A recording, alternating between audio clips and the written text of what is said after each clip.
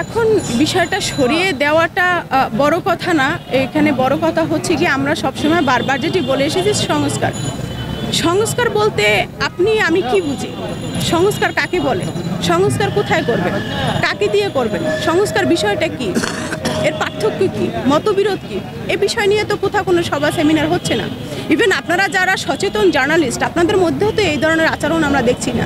শুধু আপনাদেরকে দেখি বিভিন্ন জায়গায় ভাই কোথায় বাঘিনী কন্যা আছে, কোথায় দেখা যাচ্ছে এখানে সমন্বয়ক আছে, কে কত দূর উল্টাইছে, সেই বিষয় নিয়ে আপনাদের শুধু লাইভ প্রোগ্রাম, টক শো এগুলোতে আমরা দেখি।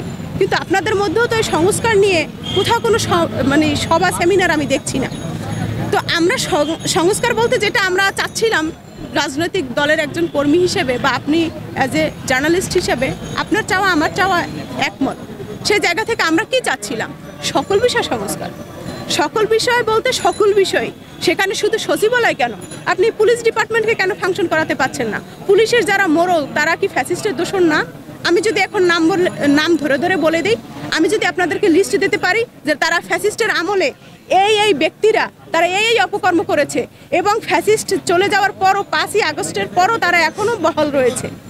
আমি থানার ওসি নাম এবং এডিসি, ডিসি এবং এখানে হেডকোয়ার্টারও তারা বসে আছে এবং বীর দর্পণে বসে। তাদের আমলনামাটা আপনি একটু ঘাটেন, আপনারা একটা সেখানে ঘটনার অন্তরালে কি ঘটনা সেটা নিয়ে একটা নিউজ করেন, আপনারা দেখান আছে।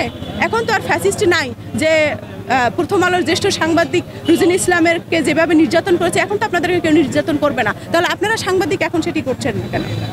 আপনারা তো শুধু মানে টিআরপি বাড়ানোর জন্য বা মুখরোচক খাবারের জন্য, কিছু একটা আর্ন করার জন্য এইসব দেখি আমরা।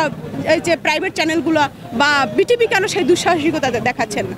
তো তাদের সেই সীমাবদ্ধতাটা কোথায়? তো ইভেন বিটিভির একটা বিষয়, আর একটা বিষয় আমি যেটি লক্ষ্য করছি সেটি হচ্ছে গিয়ে উপদেষ্টাদের নিয়ে যদি কোনো সমালোচনা করা হয় সেটি খুব জোরে সোরে সেটি প্রচার করা হয়। বিটিভিতে কেন উপদেষ্টাদের সমালোচনা হয় না? তাহলে বিটিভি সংস্কার হলো কোথায়?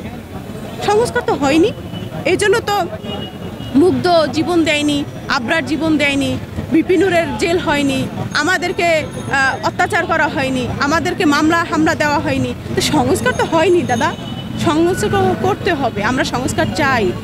দীর্ঘ পথ লড়াই দেওয়ার জন্য আমরা তৈরি আছি। লড়াইটা মাত্র শুরু হয়েছে। 5ই আগস্টের সময় একরকম লড়াই ছিল। বাংলাদেশের জনগণের দুর্ভাগ্য, আসলে আমরা মনে করি যে এদের ভিতরে দেশপ্রেম আছে। অ্যাকচুয়ালি আমরা স্ব প্রেমে ব্যস্ত। দেশপ্রেম বলতে আসলে আমাদের মধ্যে মনে হয় না কোথাও পরিলক্ষিত আছে বা কারোর মধ্যে কোনো ছিটেফোঁটা আছে বলে আমার মনে হচ্ছে না। যে অন্তর্বর্তী সরকার 5ই আগস্টের পর আপনি অ্যাজ এ জার্নালিস্ট আপনার আশার আলোর যে আকাঙ্ক্ষা ছিল সেটির কি পরিলক্ষিত হয়েছে? আপনারা কি দেখছেন সেই পরিবর্তন কি এসেছে? হয়নি তো। চাল তো আমরা একা খাই না, সাংবাদিকরাও চাল খায়। তেল আমরা খাই না একা, আপনারাও খান। চাল, ডাল, তেল, তারপর নিত্য যে দ্রব্যমূল্য রয়েছে তার ঊর্ধ্বগতি, সেখান থেকে শুরু করে সাধারণ মানুষের জীবনের নিরাপত্তা, সেটা থেকে শুরু করে সকল সেক্টরে এভরিওয়ান, প্রতিটা মানুষের মুখে আমি একটা কথাই শুনছি যে এই সরকার মূলত ব্যর্থতার দিকে হাঁটছে এবং এর দায় অবশ্যই এই অন্তর্বর্তী সরকার বলেন, উপদেষ্টা মণ্ডলী বলেন, তাদের অবশ্যই এই দায় নিতে হবে।